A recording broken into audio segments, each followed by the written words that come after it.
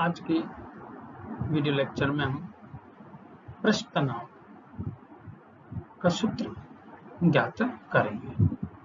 तो आज का टॉपिक रहेगा to find the formula of surface tension. तो सरफेस टेंशन का सूत्र ज्ञात करने से पहले हम केसी का नली यानी केसी का कैपिलरिटी के बारे में बात करेंगे। कैपिलरिटी क्या है कि केस नलिका में द्रव का ऊपर छड़ना या नीचे उतरना, यानी कोई नली है उसमें द्रव का ऊपर छड़ना या नीचे उतरने की घटना को क्या बोलते हैं? केशिकात्व कहते हैं।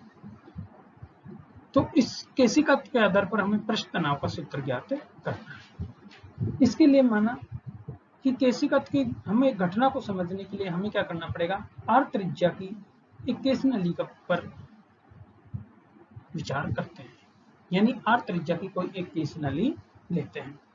इस केस नली का एक सिरा को तो हम द्रव में डुबो देते हैं और दूसरा सिरा उसका वायुमंडल यानी बाहर रहता है। जब केस नली है वो द्रव में डूबती है या द्रव में भीगती है तो द्रव धीरे धीरे केस नली की सतह से धीरे धीरे ऊपर की ओर चढ़ता है। तो हम देखते हैं क्योंकि केस नलिका की जो त्रिज्या है वो क्या है? बहुत कम होती है। तो केस नलिका की त्रिज्या बहुत कम होने के कारण जैसे जैसे द्रव केस नलिका में ऊपर चढ़ता है तो उसका जो ऊपरी सतह जो बनती है वो एक अवतल पृष्ठ की तरह बनती है। अवतल पृष्ठ की तरह मतलब क्या है कि केस नलिका में जो द्रव है बीच में से दबा हुआ तथा उसके पृष्ठ पर थोड़ा जो द्रव है वो क्या होगा? ऊपर उठा हुआ दिखाई देगा। ऐसा पृष्ठ क्या कहलाता है? अवतल पृष्ठ। द्रव का अवतल पृष्ठ कहलाता है। कारण क्या है ऐसा? क्यों? क्योंकि केस नलिका की त्रिज्या क्या है? यहाँ पर बहुत कम है। अब हम देखेंगे कि केस नली के अंदर जो द्रव का मुक्त पृष्ठ बना, जो पृष्ठ बना, क्योंकि पृष्ठ पर क्या है? थोड़ा सा भाग क्या ऊपर की ओर है, वहां पर क्या बनता है? कोण थीटा बना लेता है। उसको हम क्या बोलते हैं? स्पर्श कोण बोलते हैं, यानी कहेंगे मुक्त पृष्ठ का स्पर्श कोण थीटा। तथा केस नलिका पर वहां पर क्या लगता है? पृष्ठ तनाव बल भी लगेगा। उस पृष्ठ तनाव बल को हम किसके द्वारा रिप्रेजेंट करेंगे? टी के द्वारा रिप्रेजेंट करेंगे। जैसा आपको डायग्राम में दिखाया गया है कि एक केस नलिका है 2r त्रिज्या, यानी इसका क्या है? डायमीटर हो गया। और जो मैं अवतल पृष्ठ दिखा रखा है उससे मैंने आपको डॉटेड लाइन के द्वारा दिखा रहा है कि कौन क्या बना रहा है? थीटा बना रहा है। किससे? मुक्त पृष्ठ से। उस पर एक तनाव भी बल लग रहा है, पृष्ठ तनाव बल, वो क्या है? टी के द्वारा रिप्रेजेंट किया है। और साथ में एक क्या लगेगा? एक प्रतिक्रिया बल भी लगेगा जिसे हमें आर के द्वारा दिखाया गया है। ये प्रतिक्रिया बल पृष्ठ तनाव के भी क्या है? बराबर, यानी आर बराबर टी। तो हम पृष्ठ तनाव क्या कह सकते हैं कि पृष्ठ तनाव का जो बल है वो प्रति एकांक लंबाई के लिए क्या है? टी, यानी पृष्ठ तनाव प्रति एकांक लंबाई के लिए क्या लिया गया है? टी। अब हमको पता है कि ये केस नली है वो कितना है? व्यास 2r। तो यदि हम इसकी कहेंगे कि पृष्ठ यानी केस नली के अंदर द्रव की मुक्त पृष्ठ में केस नलिका की दीवारों की लंबाई कितनी होगी? 2πr। कितनी होगी? दीवारों से स्पर्श लंबाई इसकी कितनी हो जाएगी? 2πr। अब 2πr इसकी लंबाई हो गई और कितना बल लग रहा है इसके अंदर? टी प्रतिक्रिया, जो अपना टी क्या लग रहा है? पृष्ठ तनाव बल। तो कहेंगे कि हम कि केस नली के अंदर परिधि के अंदर कितना पृष्ठ तनाव बल लगेगा? 2πr into T. अब हमें पता है कि 2πr इंटू टी जो केस नली के परिधि के अंदर जो बल लगा है उसका मान हो गया इसकी त्रिज्या 2πr इंटू टी। लेकिन हमें पता है कि प्रतिक्रिया बल हो रहे हैं। प्रतिक्रिया बल का न्यूटन के किसके अनुसार है? तृतीय नियम के अनुसार। तृतीय नियम अनुसार आपको पता है तृतीय नियम अनुसार क्या है कि क्रिया प्रतिक्रिया के क्या होती है? अपोजिट होती है। तो क्या होगा? इस पर एक बल और लगेगा। वो बल का क्या लगेगा? एक कंपोनेंट लगेगा। उस कंपोनेंट कौन सा है? ऊर्ध्वाधर घटक। वो ऊर्ध्वाधर घटक कितना होगा 2 पाई आर इंटू टी और इंटू कॉस थीटा। इस ऊर्ध्वाधर घटक के कारण 2 pi r t into cos theta के कारण केस नली में द्रव कहां छंटता है, ऊपर की ओर छंटता है। इस घटक के कारण द्रव तब तक ऊपर छड़ेगा, कौन से घटक के कारण, ऊर्ध्वाधर घटक। ऊर्ध्वाधर घटक की वैल्यू कितनी है 2 pi r t into cos theta.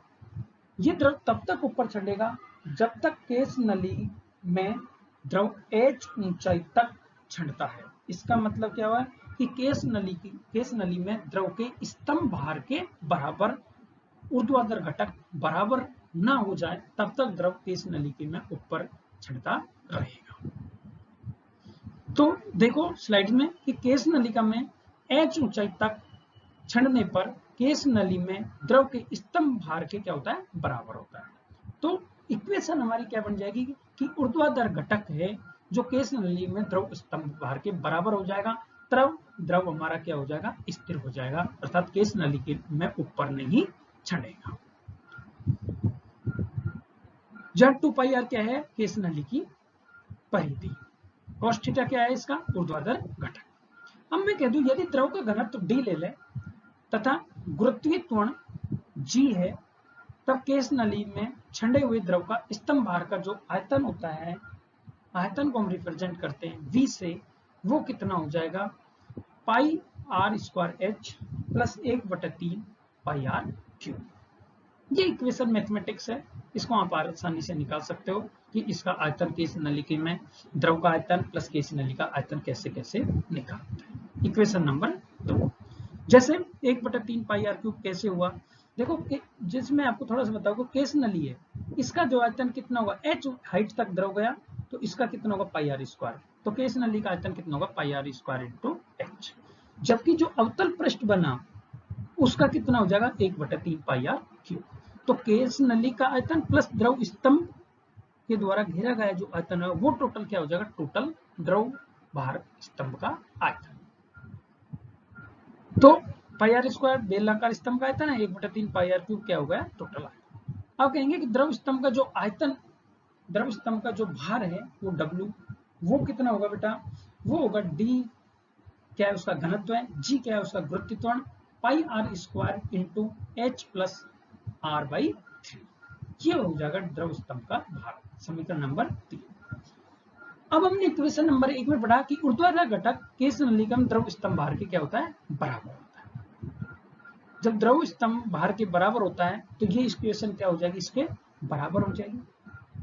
जब हम इस इक्वेशन को बराबर करते हैं तो 2 pi r t into cos theta बराबर d g pi r square h plus R/3, ये इक्वेशन बनेगी। तो इससे हमें t क्या निकल जाएगा, पृष्ठ तनाव। तो पृष्ठ तनाव इक्वेशन को हम कैंसिल करेंगे तो r स्क्वायर से एक r कैंसिल हो जाएगा, पाई से पाई कैंसिल हो जाएगा। तो हमारा पृष्ठ तनाव को जो फॉर्मूला बनता है वो क्या बन जाता है, RdG h plus R/3/2 cos theta, where r क्या है रेडियस, d क्या है घनत्व, g क्या है त्वरण, h क्या है हाइट ऊंचाई, कितनी ऊंचाई तक द्रव छंटा, R/3, जो अवतल पृष्ठ पर छंडे हुए द्रव की क्या है बटे 2 cos थीटा, थीटा क्या है कंपोनेंट, कौन सा ऊर्ध्वाधर घटक। तो हमारे पास ये फॉर्मूला बन गया पृष्ठ तनाव फॉर्मूला T।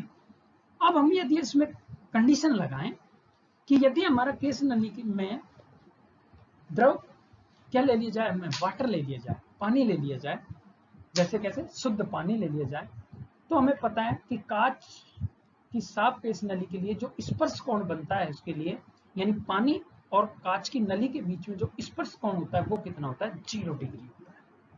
तो इसका मतलब जो ऊर्ध्वाधर घटक होता है, जैसे ही स्पर्श कोण का मान 0 हुआ, cos 0 की वैल्यू कितनी हो जाती है 1। इसका मतलब हमारा जो पृष्ठ तनाव का जो फॉर्मूला आता है T बराबर वो रह जाएगा RdG h प्लस R/3/2, क्योंकि cos थीटा की वैल्यू कितनी हो गई 1।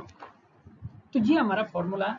तो हमको पता होना चाहिए कि यदि हम केस नली में पानी ले लिया जाए तो वहां पर ऊर्ध्वाधर घटक की वैल्यू कितनी हो जाती है 1। अब हम अलग एक केस लेते हैं कि हमारी यदि केस नली बहुत बड़ी हो और उसकी त्रिज्या बहुत छोटी हो, यानी हम कोई पतली नली ले लेते हैं, तो इसका मतलब क्या होगा कि हाइट की तुलना में, हाइट बहुत ज्यादा है किसकी तुलना में, त्रिज्या की तुलना में, तो हमारे बेटा एक कंपोनेंट है h plus R by three, तो इसका मतलब जब हाइट की तुलना में त्रिज्या बहुत कम है तो r बाई थ्री को क्या कर सकते हैं, नगण्य कर सकते हैं, क्योंकि त्रिज्या क्या है, बहुत कम, और हाइट क्या है, बहुत ज्यादा।